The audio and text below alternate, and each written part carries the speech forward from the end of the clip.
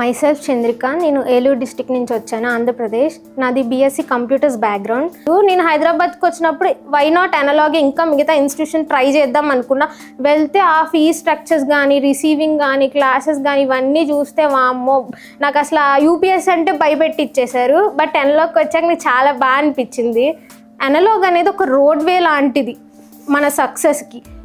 మనం అందుట్లో మెల్లగా వెళ్తామా, స్పీడ్గా వెళ్తామా, నడుచుకుంటావా, పరిగెడతావా, నీ ఇష్టం. బట్ చూపిస్తుంది ఆ వేని మాత్రం నీకు. ఏ ఇన్స్టిట్యూట్ అయినా గ్యారంటీ ఇవ్వదు, నువ్వు ఇక్కడికి వచ్చి చదివితే నీకు జాబ్ ఇస్తాము, ఐఏఎస్ అవుతావు, నువ్వు ఐపీఎస్ అవుతావు, అట్లేం లేదు.